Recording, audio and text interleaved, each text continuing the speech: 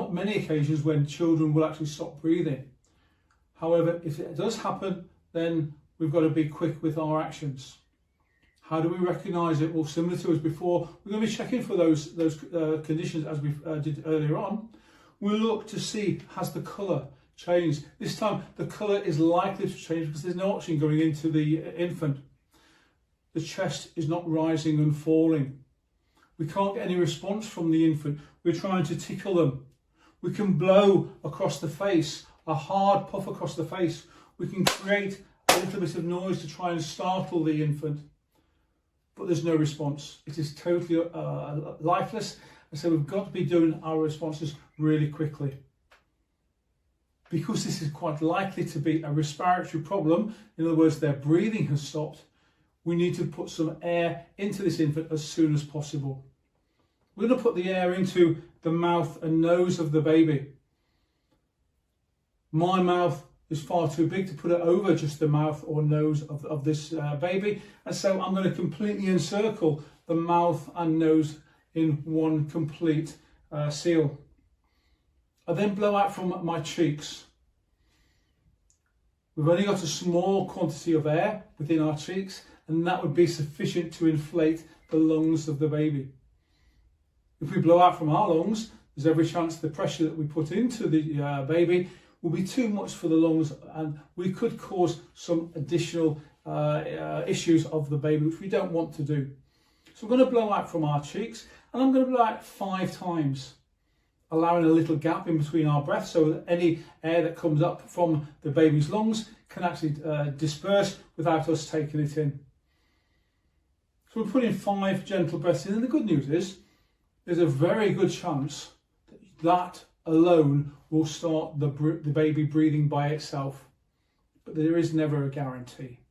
So we've got to have a wits about us. We need to then make sure we are going on to our next stage. We need to make sure the heart is being pumped exactly as we have done in previous sessions on CPR. We need to compress the heart. The heart for a baby is in the same position as everybody. It's in the centre of the chest. But could you imagine the damage that we could cause if we put as much pressure onto the baby's chest as we have done on an adult?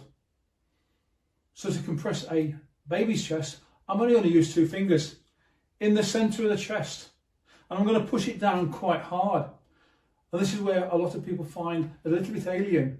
Because it's only a small baby, we think we don't want to harm the baby. But at the moment, the baby's heart is not beating.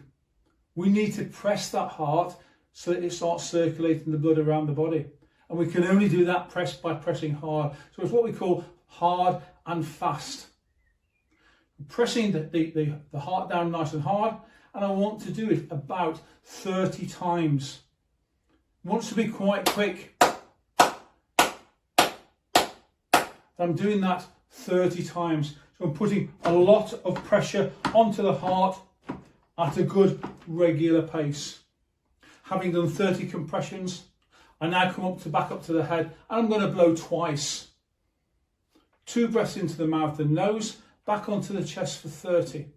2 breaths mouth and nose, back on the chest for 30. And we're going to continue 30 compressions and 2 breaths now until the arrival of the ambulance.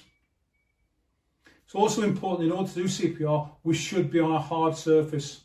Well, clearly, as we had on an adult, that had to be on a floor. But with a baby, because of the size of the baby, we can actually lift the baby up. We can use a tabletop. We can use a kitchen worktop surface.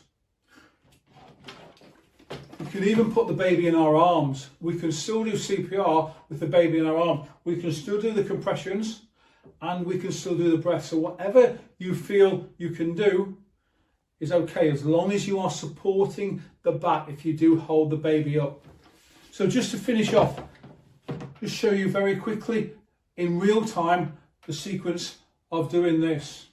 So we're checking for any response. We're pinching, we can't find any movement.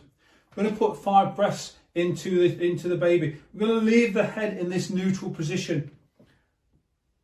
1, 2, 3, 4, 5. There's no response. The baby is still unconscious, not breathing. I'm doing the compressions. So 2 fingers, centre of the chest. 4, 5, 6, 7, 8, 9, 10, 11, 12, 13, 14, 15, 16, 17, 18, 19, 20, 21, 22, 23, 24, 25, 26, 27, 28, 29, 30. Back up to 2 breaths. 1, 2. And we start doing the compressions. As I said earlier, we can put the baby in our arms and we can do the compressions. So I can carry on doing the compressions. 27, 28, 29, 30. And I can do the breaths still with the baby in my arms and supporting them nice and safely, pending the arrival of the ambulance. Thank you for watching this session.